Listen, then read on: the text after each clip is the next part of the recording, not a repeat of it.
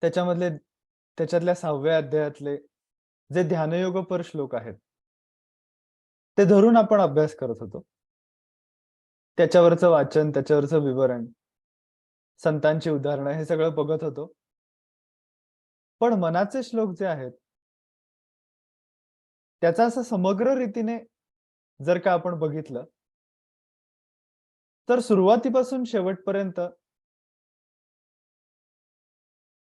त्याच्यामध्ये एक विशेष सिक्वेन्स आहे. आणि तो सिक्वेन्स विशेष अशासाठी आहे, कारण सुरुवातीला समर्थांनी सांगताना, "मना सज्जना भक्ती पंथेची जावे, तरी श्रीहरी पाविजे तो स्वभावे." असं म्हणत, "नको दैन्यवाणे जिणे भक्ती उणे." असं म्हणत वागायचं कसं व्यवहारामध्ये, हे सगळं सांगितलंय. "मना सर्वथा सत्य सोडू नको रे, मना सर्वथा मिथ्य मांडू नको रे. मना सत्य ते सत्य वाचे वदावे." असं म्हणत व्यवहारामध्ये कसं वागायचं, विकार तू आवर व्यवहारात वावरताना, असा उपदेश करत हळू नंतर नामस्मरणाचं महत्व समर्थांनी मनाच्या श्लोकामध्ये सांगितलंय. "मुखी नाम नाही तया मुक्ती कैची, अहंता गुणे यातना ते फुकाची. पुढे अंत येईल तो दैन्यवाणा, म्हणून म्हणा रे म्हणा देव राणा." असं म्हणत प्रभू श्री रामचंद्रांच्या बद्दल प्रेम उत्पन्न होईल, अशा प्रकारच्या ओव्या पण आहेत त्याच्यामध्ये. "मना राम हा कल्पतरू कामधेनू, निधी सार चिंतामणी काय वानू." म्हणजे भगवंताविषयीचं प्रेम आधी वागायचं कसं हे सुरुवातीला सांगितलंय. त्याच्यामध्ये एक महत्वाचं फॅक्टर आहे, की चांगलं का वागायचं? किंवा जे काही सगळं दृश्य दिसतंय त्याच्या पलीकडे ईश्वराचा आधार माणसाला सहजच घ्यावासा वाटतो. कारण त्याच्या सगळ्या क्षमता या मर्यादित असतात. म्हणजे प्रत्येक वेळेला समर्थांनी मनाच्या श्लोकाच्या सुरुवातीच्या भागामध्ये तुला जे सगळं तू खरं मानून चाललायस किंवा ज्या विकारांच्या मध्ये तू अडकून पडत चाललायस, ते सगळं अशाश्वत कसं आहे, याची त्यांनी सतत जाणीव करून दिली आहे त्यांनी. "मरे एक त्याचा दुजा शोक वाहे, अकस्मात तोही पुढे जात आहे."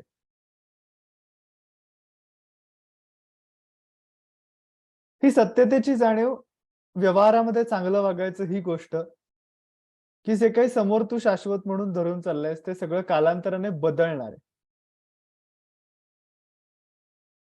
पुढे सर्व जाईल काही न राहे, मना संत अनंत शोधून पाहे. आणि त्यानंतर हळू विषयीचा गोडवा गायलेला आहे आणि प्रभूंच्या बद्दल, रामरायाच्या बद्दल प्रेम उत्पन्न करतील अशा प्रकारच्या ओव्या आहेत. आता हे सगळं झाल्यानंतर त्या मनाला "मना सज्जना सज्जना" असं म्हणत गोंजारत ईश्वर प्रेमाकडे लावतात समर्थ आणि शेवटी त्या ईश्वर प्रेमाचं पर्यवसान म्हणजे त्याचं फळ काय असेल तर ज्ञान, आत्मज्ञान. मग त्या प्रेमातून केलेली साधना आणि त्या साधनेचं फळ म्हणजे आत्मज्ञान. आणि त्या आत्मज्ञानाच्या पर्यंत जाण्याच्यासाठी म्हणून ह्या शेवटच्या ज्या 136 पासून 205 पर्यंतच्या मनाचे जे श्लोक आहेत, त्या ज्या ओव्या आहेत, त्या सगळ्या कोर योगपर आहेत. म्हणजे त्यामध्ये आत्मस्वरूपाचं ज्ञान प्राप्त करून घेताना आता मन प्रिपेअर्ड झालेलं आहे सगुण भक्ती करून. आणि आता तो जो आत्मज्ञानाचा योग आहे, तर तो योग साधण्यासाठी तो एकतर कसा साधला जातो त्याची प्रक्रिया देखील आली आहे. आणि तो साधल्यानंतर माणसाची स्थिती काय होते? हे सुद्धा आलेलं आहे. त्याच्यातला हा पहिला श्लोक आहे, की भय व्यापिले सर्व ब्रह्मांड आहे. भयातीत ते संत अनंत पाहे. भय व्यापिले सर्व ब्रह्मांड आहे. सगळेजण सारखे भ्यायलेले असतात असा त्याचा अर्थ नाहीये. पण एक अंडरलाईन्ड फ्लो असतो स्वतःला सांभाळण्याचा. स्वतःला सांभाळण्याचा एक अंडरलाईन्ड फ्लो मुळातच असतो, जन्मतःच असतो. अगदी लहान बाळांमध्ये सुद्धा असतो. एकदम जवळून मोठं वाहन गेलं तर आपल्याला भीती वाटते. किंवा एकदम आपण लहान मुलाच्या समोर एकदम मोठा चेहरा करून गेलो तर ते घाबरतं. स्वतःला सांभाळण्याचा एक अंडरलाईन फ्लो असतो. आणि ती गोष्ट असते याचं कारण का सगळ्यात मुख्य भय माणसाचं कुठलं असेल सगळ्यात मोठं तर आपल्या जाण्याचं भय असतं.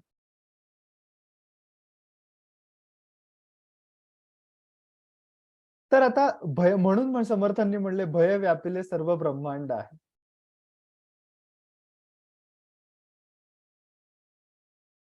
शाश्वतता नाहीये. जे काही आपण समोर बघतो ते एकतर आपल्याला जे हवंय ती गोष्ट मिळेल का नाही याचं भय असतं. म्हणजे आपली जी कामना आहे, जी इच्छा आहे ती मिळेल का नाही याचं भय असतं आणि ते मिळाल्यानंतर ते टिकेल का नाही? टिकलं नाही तर? ते गेलं तर? असं एक भय असतं किंवा ते जाऊ नये असं वाटत असतं. त्यामुळे एकतर मुळात आपल्याला जे पाहिजे ते मिळवणे आणि ते मिळाल्यानंतर ते टिकवणे, या 2 प्रवृत्ती माणसाच्या मनामध्ये असतात. त्यामुळे जे काही आजूबाजूला जे काही चाललेलं आहे, त्याच्यातल्या पदार्थांच्या मध्ये, गोष्टींच्या मध्ये बदल होणार आहे, हा एक्सेप्टन्स त्याच्यामध्ये कमी असतो. याचं कारण आहे ती अवस्था चांगली टिकावी आणि अजून चांगलीच होत जावी, असं वाटत असतं. पण ते तसं होत नाही प्रत्येक वेळेला. म्हणजे नेहमी ते तसं होईलच. आपल्या मनासारखं नेहमी होईल, असं सांगता येत नाही. ते सुद्धा समर्थांनी अलीकडच्या श्लोकामध्ये म्हणलंय, की "न होता मनासारिखे दुःख मोठे, जनी सर्व सुखी असा कोण आहे? विचारे मना तूच शोधून पाहे."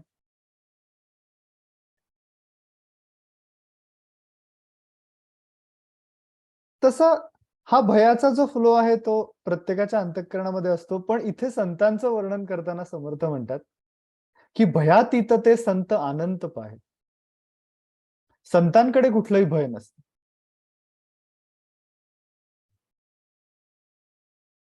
आणि ब्रह्मांड असा शब्द समर्थ वापरतात. म्हणजे समर्थांचं सगळं जोरकस असतं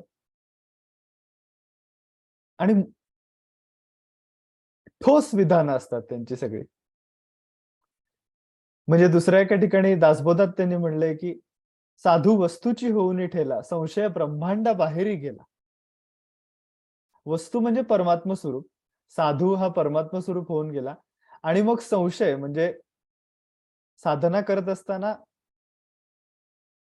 ती व्यक्ती हे मानत असते, की अशी साधना करून गेल्यानंतर मला आत्मज्ञान होईल. पण त्याची ती अनुभूतीने पक्की खात्री नसते. थोडा संशय असतो. एकदा का आत्मज्ञान झाल्यानंतर संशय ब्रह्मांडाबाहेर गेला, असं समर्थ म्हणतात. तसं इथे सुद्धा भय व्यापिले सर्व ब्रह्मांड आहे.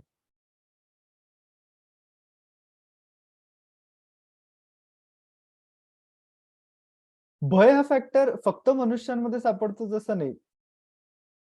सगळ्या प्राण्यांच्या मध्ये, प्राणी, पशु-पक्षी सगळ्यांच्या मध्ये असतो.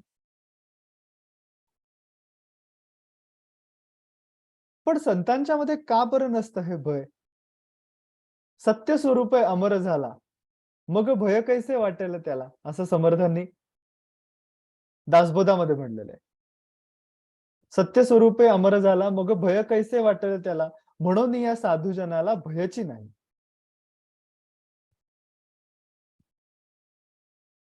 आपण आणि परमात्म स्वरूप हे एकच आहे. किंबहुना हे विश्वची माझे घर, ऐसी मती जयाची स्थिर, किंबहुना चराचर आपण झाला. सगळीकडे मीच आहे. फार उंचीची अवस्था आहे.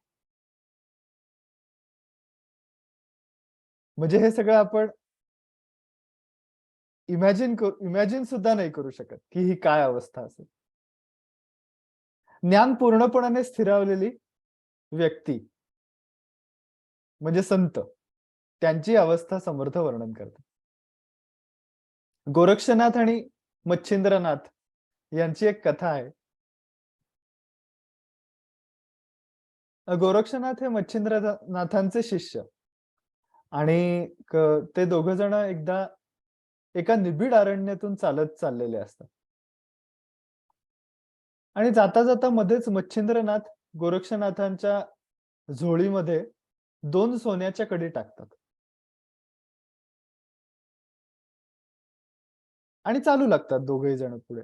तर आता ते निबिड अरण्य, कोण तिथे येऊन हल्ला करेल, अशी भीती साहजिकच असते. अजूनही असते म्हणजे एकट्याने आपण चाललो तर असे प्रकार होतात. तो तर पूर्वीचा काळ आणि अरण्यातून दोघंच चालले होते. त्यामुळे साहजिकच भीती होती. तर त्या त्यांनी 2 सोन्याच्या कड्या गोरक्षनाथांच्या झोळीमध्ये टाकल्या. थोडं पुढे गेल्यानंतर मच्छिंद्रनाथांनी गोरक्षनाथांना विचारलं, की "गोरक्षा काही भय आहे का नाही?" तर त्यावरती गोरक्षनाथ म्हणाले, की "स्वामी भय होतं, पण ते मी मागेच फेकून आलो." म्हणजे भय ज्याच्यामुळे होतं त्याचं कारणच नष्ट करून टाकलं.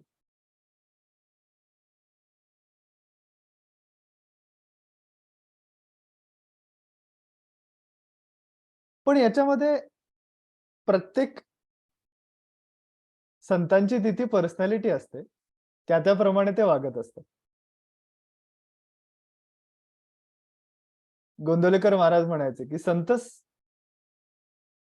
सांगतात तसं वागावं, संत वागतात तसं वागू नये. त्यामुळे हे आपण जसंच्या तसं अनुकरण करायचं असा त्याचा अर्थ नाहीये.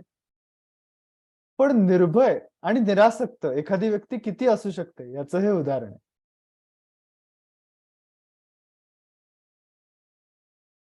ज्ञानेश्वर महाराजांनी म्हणताना म्हणलंय, की ऐक्य भावाचे नि पैसे, ऐक्य भाव म्हणजे एकरूपतेचा भाव, मी आणि विश्वरूप हे एकच आहे असा भाव, की जो आत्मज्ञानी व्यक्तीचा असतो. ऐक्य भावाचे नि पैसे, पैसे म्हणजे त्या अभ्यासाने. दुजे मानो ना आत्मा ऐसे. सगळं काही आत्मरूपच आहे, ती व्यक्ती जाणलेली असते. भववार्ता देशी दवडणेचे. म्हणजे आत्मा सोडून दुसरं काही नाही, हा बोध त्यांच्या अंतःकरणामध्ये ठसलेला असतो. संतांच्या या सगळ्या गोष्टी ऐकायला छान वाटतं.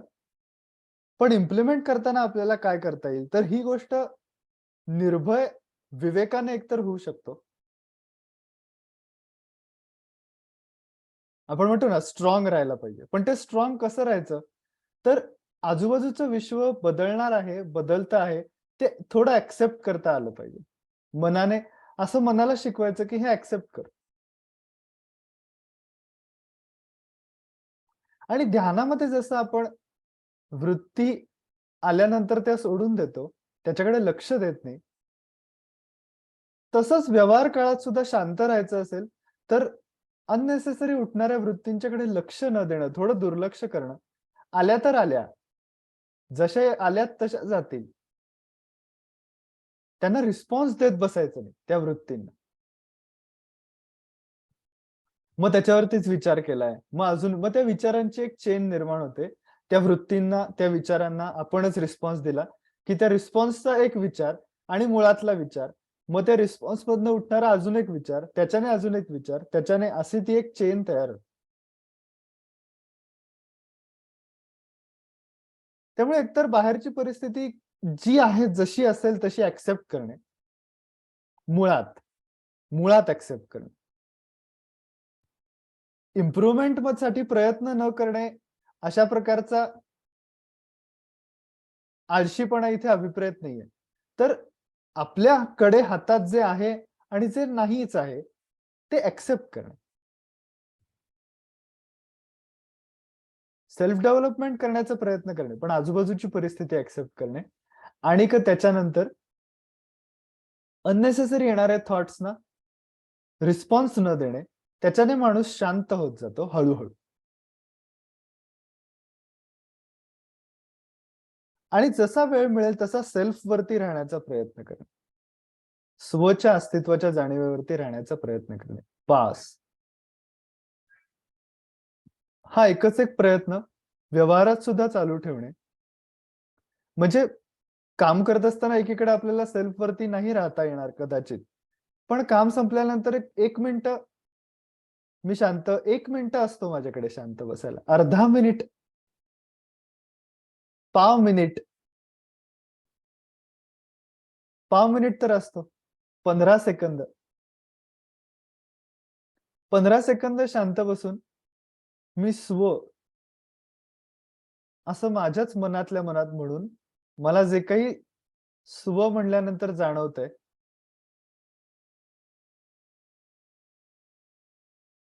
आणि असं मी म्हणल्यानंतर व्यक्तिमत्वाचा फार भाग माझ्या मनात येतच नाही, खरं सांगायचं तर. असं जेव्हा मी शांतपणे खरोखरीच म्हणतो किंवा त्याचा वेध घेण्याचा प्रयत्न करतो, त्यावेळेला आपल्याच आतमध्ये डोकावल्यानंतर हे लक्षात येतं, की असं मी म्हणल्यानंतर मला माझ्याच शांत मूळ स्वरूपाकडे माझं मन हळूहळू वेधलं जातंय. शांत वाटतंय. त्या अस्तित्वाच्या जाणीवेकडे मन वेधलं जातंय. असं म्हणल्यानंतर.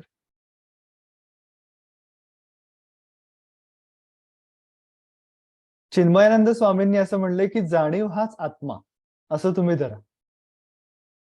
म्हणजे वेगळं काहीतरी आत्मरूप हुडकत बसण्याची गरज नाही. जाणीव हाच आत्मा. तसं असं म्हणल्यानंतर मला जे काही जाणवतं, वृत्तीत्मक भाग थोडा बाजूला ठेवणे.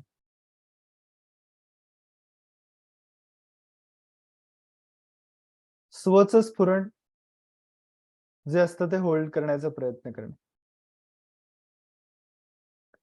ही गोष्ट जी आपण करतो,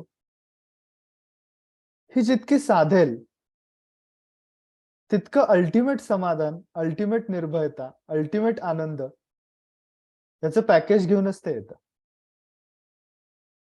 मग त्यासाठी मन प्रसन्न करायला, मन हॅप्पी ठेवायला, सगळ्या गोष्टींमध्ये पॉझिटिव्ह राहायला वेगळा प्रयत्न नाही करायला लागत.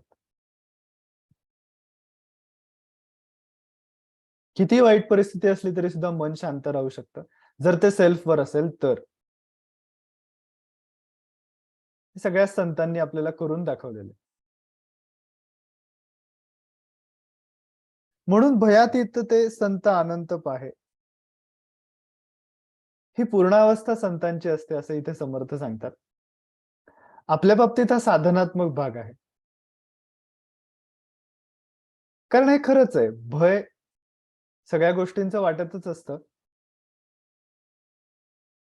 पण बाजूबाजूच्या गोष्टी जशा बदलणार आहेत तशा बदलणारच आहेत. त्यामध्ये विचार असा करायचा की ती गोष्ट ऍक्सेप्ट करणार आहे.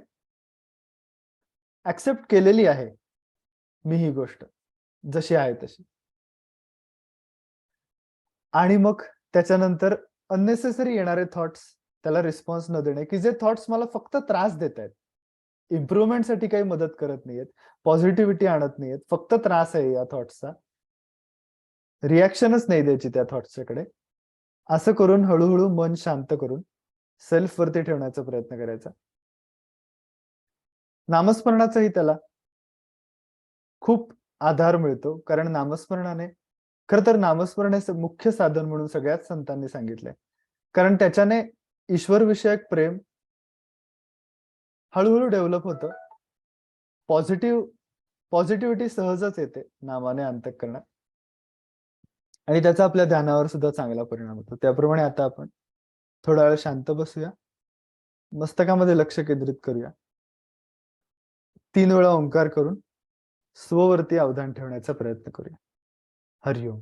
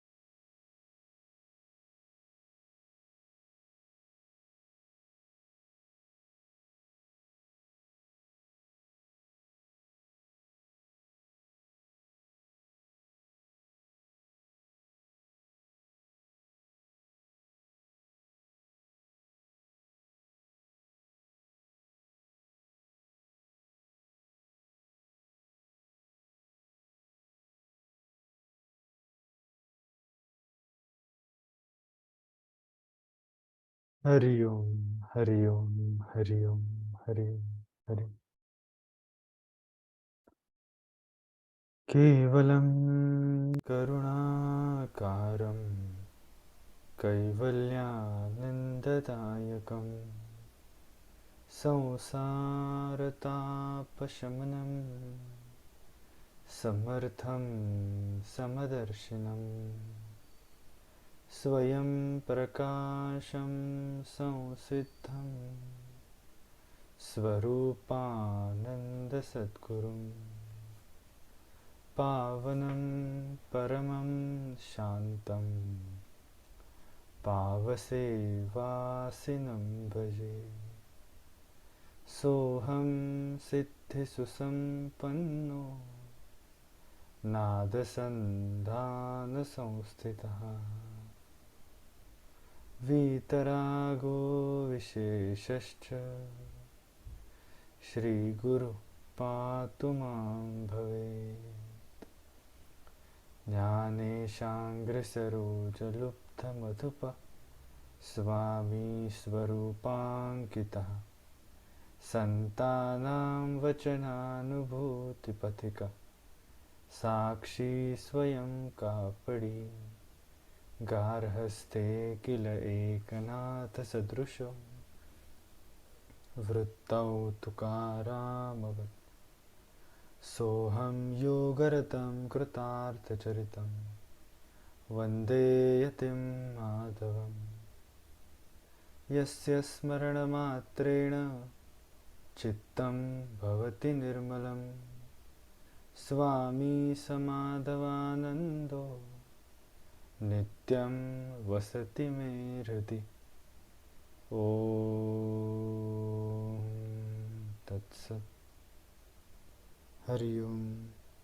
श्रीराम श्रीराम।